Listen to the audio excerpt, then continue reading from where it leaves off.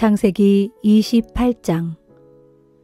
이삭은 야곱을 불러 그를 축복해주며 말했다. 너는 가나안 여자에게 장가갈 생각은 아예 하지도 말아라.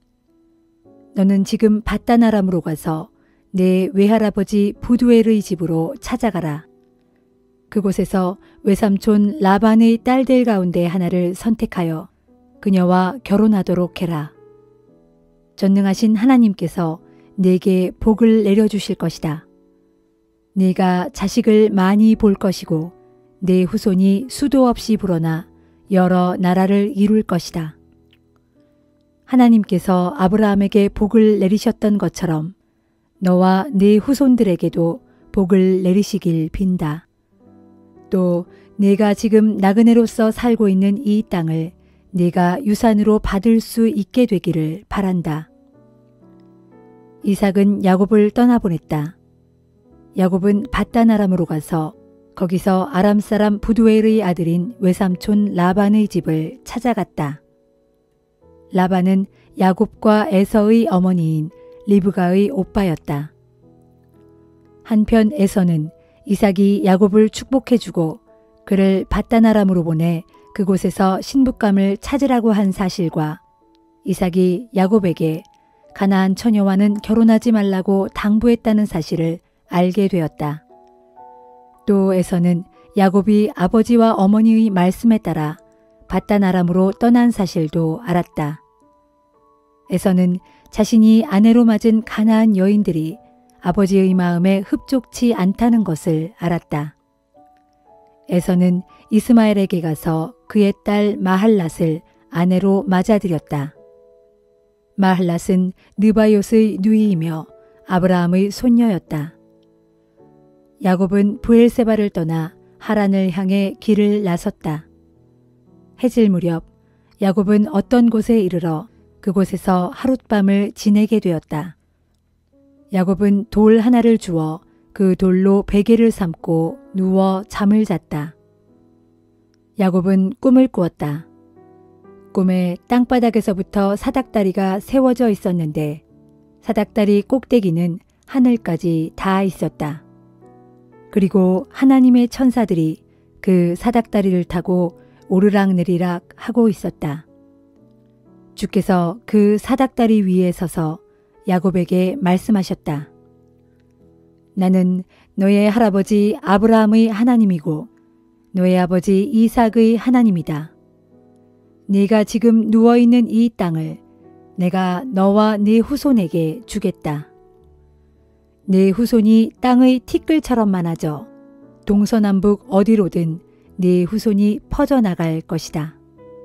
세상의 모든 종족들이 너와 네 후손으로 말미암아 복을 받게 될 것이다. 나는 늘 너와 함께 할 것이다. 네가 어디를 가든 내가 너를 지켜줄 것이고 너를 다시 이 땅으로 돌아오게 할 것이다.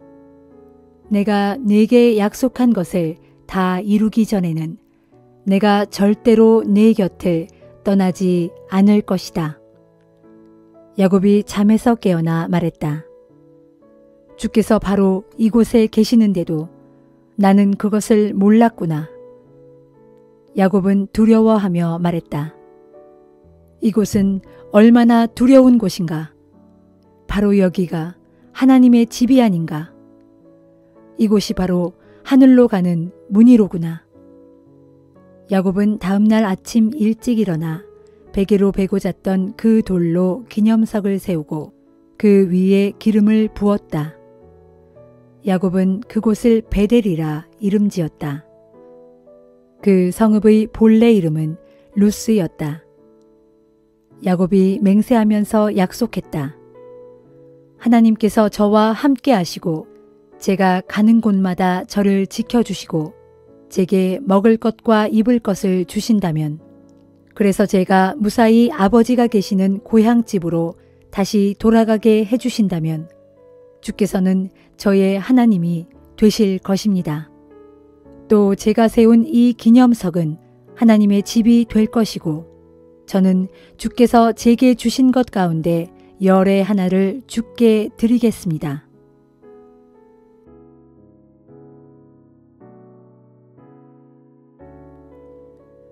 마태복음 27장. 다음 날 새벽녘 대제사장들과 유대 지도자들은 예수를 죽이기로 결의하였다. 그들은 예수를 묶어서 끌고 가 로마 총독 빌라도에게 넘겼다. 그때 예수를 배신한 가룟 유다는 예수께서 사형 판결을 받으신 것을 보고 크게 뉘우쳤다. 그는 은화 30개를 대제사장들과 유대 지도자들에게 돌려주며 말했다. 내가 죄를 지었소. 내가 죄 없는 분의 피를 팔았소. 그러나 그들은 그것이 우리와 무슨 상관이오?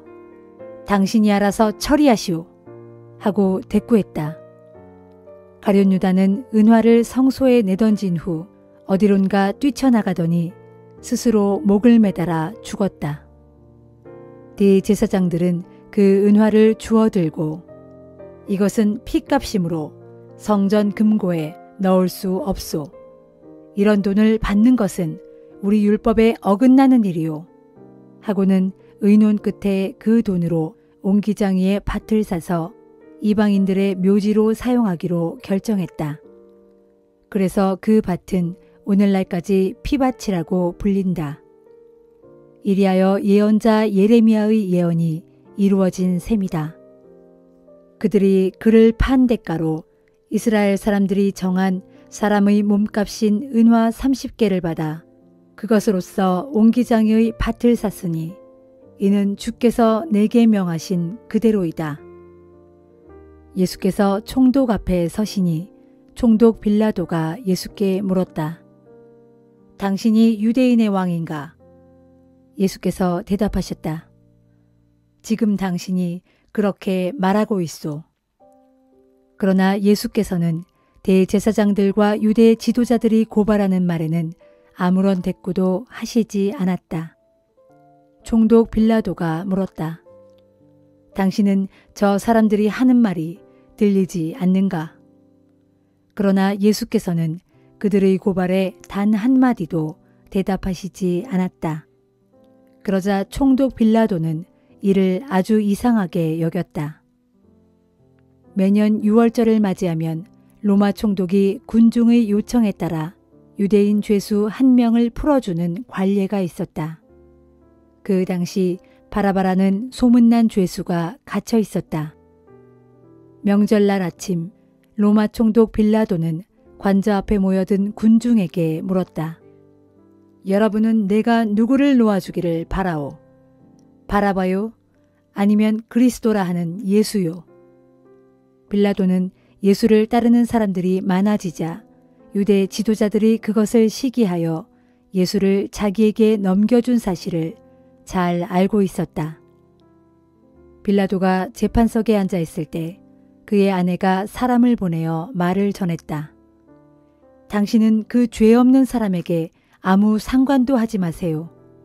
그 사람 때문에 간밤에 내 꿈자리가 아주 사나웠어요. 그동안 대제사장들과 유대 지도자들은 군중을 선동하여 바라바를 풀어달라고 하고 예수는 죽이라고 요청하게 했다. 총독이 다시 물었다. 이 두 사람 중에 여러분은 누구를 풀어주길 바라오? 그러자 군중은 일제히 소리를 질러 대답하였다. 바라바를 풀어주시오. 빌라도가 다시 물었다. 그러면 그리스도라 하는 예수는 나더러 어떻게 하라는 거요?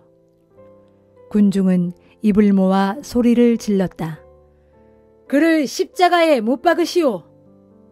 빌라도가 말했다. 도대체 그의 죄목이 무엇이란 말이오? 그러나 사람들은 더욱 크게 외쳐댔다. 그를 십자가에 못 박으시오. 빌라도는 더 이상 계속해야 아무 소용도 없고 자칫 폭동으로 번질 우려도 있어서 대야에 물을 떠오게 하여 군중 앞에서 자기 손을 씻으며 말하였다. 나는 이 사람의 피에 대해서 아무런 책임이 없으니 여러분이 전부 책임을 지시오. 그러자 군중은 일제히 소리를 질렀다. 좋소. 그 사람의 피에 대한 책임은 우리와 우리 자손들이 질 것이오. 그래서 총독 빌라도는 바라바는 풀어주고 예수는 채찍으로 때린 뒤에 십자가에 못 박으라고 넘겨주었다. 로마 총독의 병사들은 예수를 총독관저로 끌고 들어가서 모든 부대원들을 그의 앞에 불러 모았다. 병사들은 예수의 옷을 벗기고 대신 주홍색 옷을 입혔다. 그런 다음 가시로 왕관을 엮어 만든 뒤 예수의 머리에 씌우고 갈대 하나를 홀처럼 예수의 오른손에 들리고는 예수 앞에 무릎을 꿇고 유대인의 왕 만세! 하고 외치며 조롱하였다. 병사들은 또 예수께 침을 뱉고 손에 들린 갈대를 빼앗아 예수의 머리를 때렸다. 이렇게 실컷 조롱한 후에 병사들은 예수에게서 주홍색 옷을 벗기고 예수의 본래 옷을 도로 입힌 다음 그를 십자가에 못 박으려고 관저 밖으로 끌고 나갔다. 예수를 처형장으로 끌고 가는 길에 병사들은 구레네 사람 시몬을 만나서 그에게 강제로 예수의 십자가를 지고 가게 하였다. 마침내 해골산으로 알려진 골고다 언덕에 이르자 병사들은 쓸개를 탄 포도주를 예수께 주면서 마시라고 했다. 그러나 예수께서 그것을 맛보고는 마시기를 거절하셨다. 병사들은 예수를 십자가에 못 박은 다음 주사위를 던져 예수의 옷을 나누어 가졌다. 그리고 거기에 주저앉아 십자가에 매달린 예수를 계속 지키고 있었다. 예수의 머리 위 팻말에는 유대인의 왕 예수라는 죄목이 적혀 있었다. 그때 강도 두 사람도 십자가형을 언도받고 예수의 양편에 달려 있었다. 지나가던 사람들이 고개를 흔들면서 예수를 모욕하며 말했다. 그래, 성전을 허물고 사흘 만에 다시 짓겠다던 사람아. 네가 정말로 하나님의 아들이거든. 어디 그 십자가에서 한번 내려와 보시지 그래. 대제사장들과 율법 교사들과 유대의 지도자들도 함께 예수를 조롱하고 비웃었다. 그가 남들은 구원하면서도 자기 자신은 구원하지 못하는가 보다. 유대인의 왕이라고? 그럼 십자가에서 내려와 보시지 그래. 그럼 우리가 믿어주지. 그가 하나님을 의지한다고 했으니 하나님께서 기뻐하시면 이제 그를 구원하실 테지. 그가 말하길 나는 하나님의 아들이다 라고 큰 소리치지 않았는가 말이야. 예수와 함께 십자가에 못 박힌 두 강도도 마찬가지로 예수를 모욕하였다. 그날 낮 12시부터 어둠이 온 땅에 깔리더니 오후 3시까지 계속되었다. 오후 3시쯤 되어 예수께서 큰 소리로 엘리 엘리 라마 사박다니 하고 부르짖으셨다. 이 말씀은 나의 하나님 어찌하여 나를 버리셨나이까 라는 뜻이다. 그곳에 서 있던 사람들은 이 말씀을 잘못 알아듣고 그가 엘리야를 부르고 있다고 생각했다. 그들 가운데 한 사람이 곧 달려가 해면을 가져다가 신 포도주를 듬뿍 적셔와서는 그것을 갈대 끝에 꿰어 목을 축이라고 예수의 입에 갖다 대었다. 그러자 지켜보던 사람들이 외쳤다. 그냥 내버려 두시오. 어디 엘리야가 와서 그를 구해주나 두고 봅시다. 마침내 예수께서 다시 한번 큰 소리로 외치시고 숨을 거두셨다. 바로 그때 성전의 휘장이 위로부터 아래로 두 폭으로 찢어지고 땅이 흔들리며 바위가 갈라졌다. 그와 동시에 무덤이 열리면서 죽었던 많은 성도들의 몸이 다시 살아났다. 그리고 그들은 예수께서 부활하신 후에 무덤에서 나와 예루살렘 도성 안으로 들어가 많은 사람들에게 나타났다. 십자가 밑에서 예수를 지키고 있었던 백부장과 병사들은 지진과 그 모든 일들을 지켜보고는 몹시 두려워하며 말했다. 참으로 이분은 하나님의 아들이셨다. 거기에는 갈릴리에서부터 예수를 섬기면서 따라온 많은 여자들이 있었는데 그들은 멀리서 이 모든 광경을 지켜보고 있었다. 그들 가운데는 막달라 마리아, 야고보와 요셉의 어머니 마리아, 세베대의 아들들의 어머니도 있었다.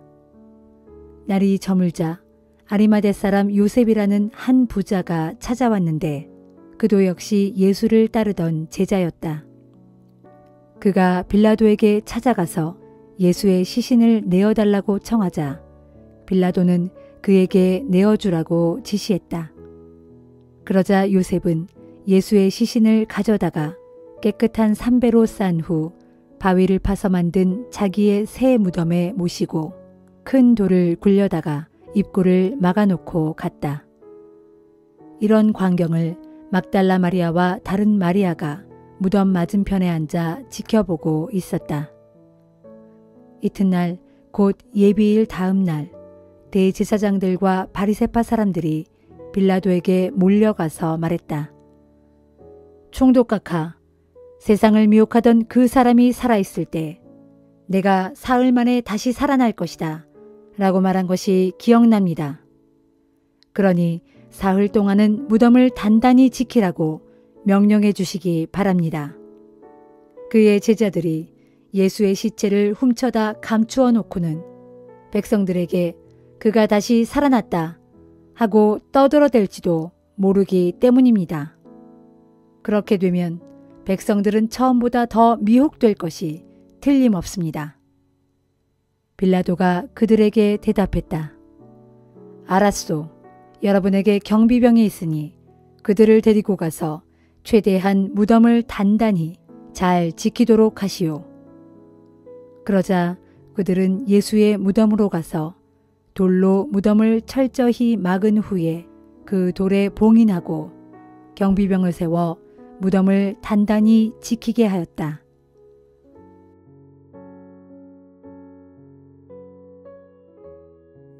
에스더 4장. 모르드게는 이 모든 일을 알게 되자 자기 옷을 찢고 굵은 베옷을 걸치고 재를 뒤집어 쓴 채로 성 안으로 들어가 큰 소리로 울부짖었다. 그런데 굵은 베옷을 입은 채로는 아무도 궁궐의 대문 안으로 들어갈 수 없었으므로 모르드게는 궁궐 대문 밖에 주저앉아 통곡하고 있었다. 왕의 명령이 담긴 그 조서가 도달하는 대로 각 지방에서도 유다 사람들의 통곡 소리가 터져나왔다. 왕의 조서를 전해들은 유다 사람들은 저마다 굵은 베옷을 입은 채 금식하면서 땅을 치며 크게 울었고 머리에 재를 뒤집어 썼다. 에스더의 하녀들과 내시들은 대궐 밖에서 울부짖고 있는 모르드게의 모습을 에스더에게 알렸다.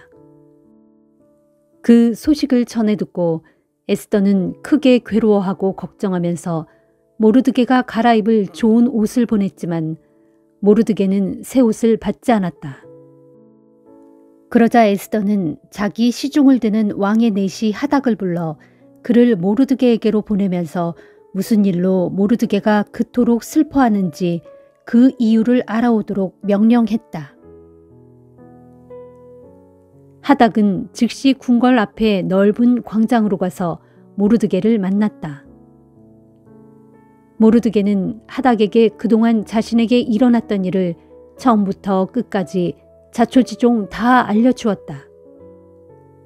덧붙여 하만이 유다 사람들을 모조리 죽여 없애는 대가로 왕실의 금고에 얼마만큼의 돈을 바치겠다고 약속한 정확한 액수까지 전부 알려주었다. 그러면서 모르드게는 수산 도성에 공포된 유다 사람 몰살 명령이 적힌 조서의 사본 한 장을 하닥에게 주면서 당부하기를 이것을 에스더 왕후에게 보여주며 상황을 설명해 주시오. 이 사실을 왕후에게 꼭 알리고 에스더 왕후가 왕을 찾아가서 우리 동족을 살려달라고 왕께 직접 간청하라고 말씀드려 주시오 하였다. 하닥은 에스더에게 돌아와 모르드게가 당부한 말을 그대로 전했다. 그러자 에스더는 하닥을 다시 모르드게에게 보내어 이렇게 전했다. 왕께서 부르시지도 않았는데 궁전 안뜰로 들어가 함부로 왕 앞으로 나아가면 남녀노소를 막론하고 누구든지 죽음을 면할 수 없습니다. 이 같은 법에 대해서는 모든 신하들은 물론이고 제국의 모든 지방 백성들까지도 다 알고 있습니다. 오직 한 가지 살 길이 있다면 그때의 왕께서 자기 앞으로 나오는 자를 향해 금으로 만든 호를 직접 내밀어 주시는 것뿐입니다. 하지만 지금 저는 왕의 부름을 받지 않은 지 벌써 30일이 지났습니다. 에스더의 말이 하닥을 통해 모르드게에게 전해지자 모르드게가 다시 에스더에게 이렇게 전했다. 왕후는 모든 유다 사람들이 몰살을 당해도 자신만은 왕궁에 있으니 목숨을 건질 수 있다고 생각하지 마시오. 왕후께서 이런 순간에 입을 다물고 침묵을 지킨다면 유다 사람들은 틀림없이 다른 곳에서라도 도움을 받아 살아남게 될 것이지만 왕후와 왕후의 집안은 망하고 말 것이오. 오늘날 왕후께서 이 나라의 왕후 자리에 오른 것이 바로 이런 때를 위함이 아닌지 누가 알겠소. 그러자 에스더는 모르드게에게 이런 대답을 보냈다. 가서 수산 도성에 있는 유다 사람들을 모두 불러 모으시고 나를 위해 금식하게 해주십시오. 밤낮 사흘 동안 아무것도 먹지도 말고 마시지도 말게 하십시오. 그동안 나도 시녀들과 함께 똑같이 금식을 하겠습니다. 그런 다음에 내가 법을 어겨서라도 왕 앞으로 나아가겠습니다. 그리고 그것 때문에 제가 죽게 된다면 기꺼이 죽겠습니다. 그리하여 모르드게는 즉시 동족에게로 가서 에스더가 자기에게 일러준 대로 다 행했다.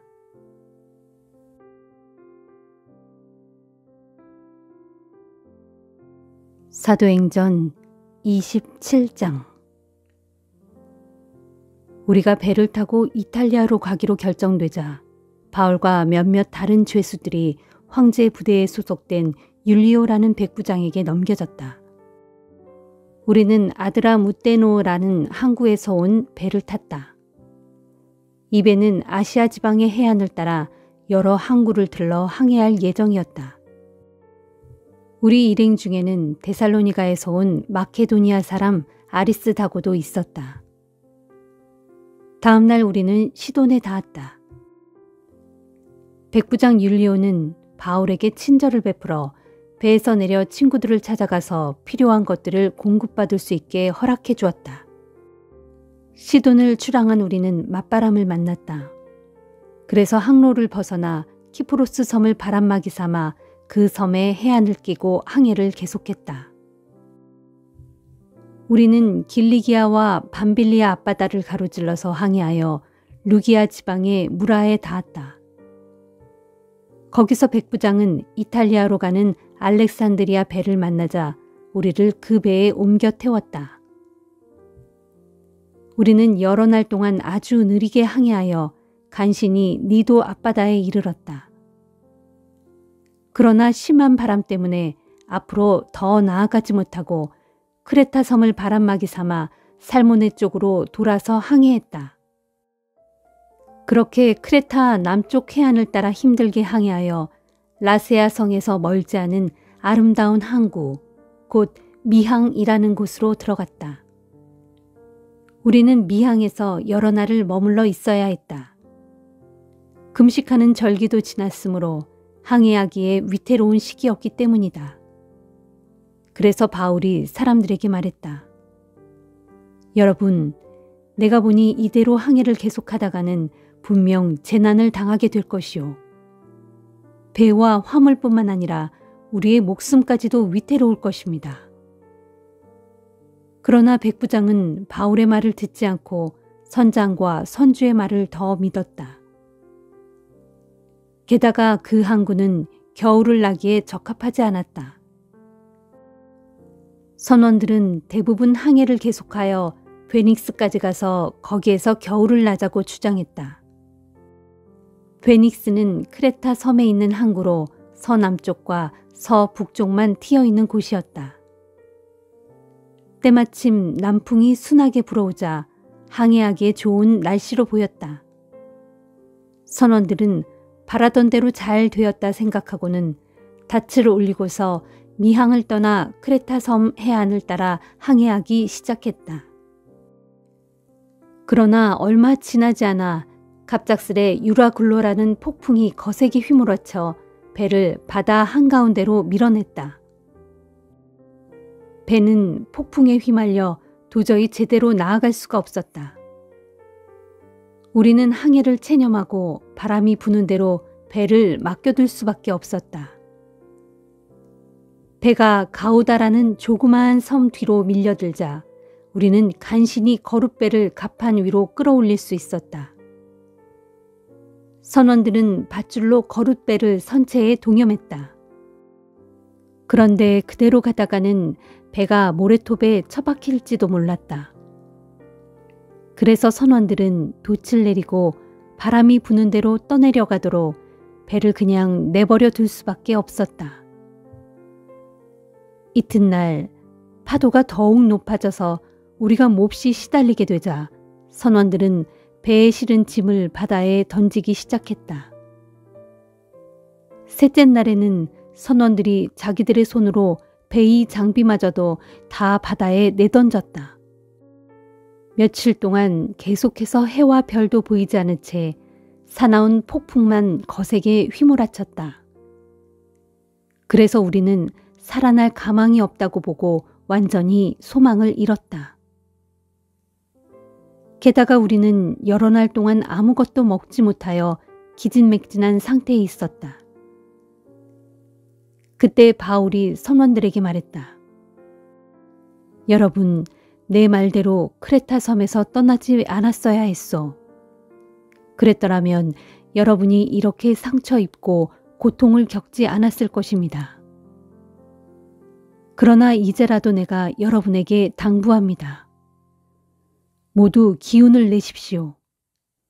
비록 배는 파괴되겠지만 여러분 가운데 누구도 목숨을 잃지는 않을 것입니다. 어젯밤에 나의 주님이시오 또 내가 섬기는 분이신 하나님의 천사가 내 곁에 나타나서 내게 말해주기를 바울아 두려워하지 말아라. 너는 틀림없이 황제 앞에 서서 재판을 받게 될 것이다.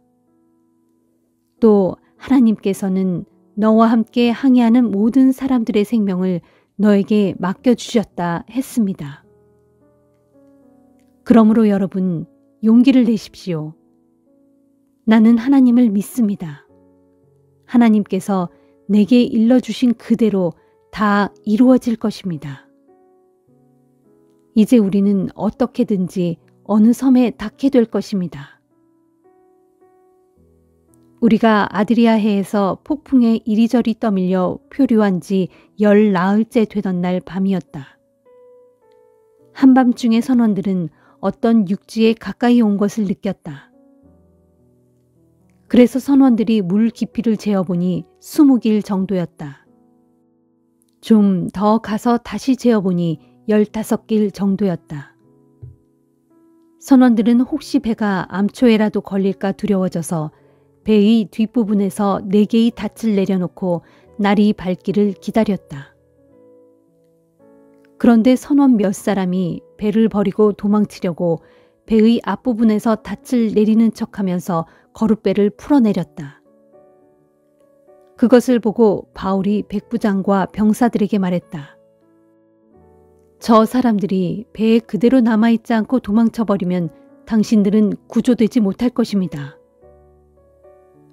그러자 병사들이 거룻배를 묶고 있던 밧줄을 끊어서 거룻배를 바다에 떨어뜨렸다. 먼 동이 트기 시작하자 바울은 모든 사람들에게 음식을 먹으라고 권했다. 여러분은 긴장 속에서 마음을 졸이느라 음식을 입에 대지 않은 지가 10나흘이나 됩니다. 이제 음식을 좀 드시도록 하십시오. 그래야 기운을 차리고 살아남을 수 있습니다. 안심하십시오. 여러분 가운데 어느 누구도 머리카락 하나라도 잃지 않을 것입니다. 이렇게 말하고 바울은 빵을 들어 모든 사람들 앞에서 하나님께 감사 기도를 드린 다음 떼어서 먹기 시작했다. 그러자 다른 사람들도 모두 용기를 내어 음식을 먹기 시작했다. 때에 우리와 함께 배에 탄 사람들은 모두 276명이었다.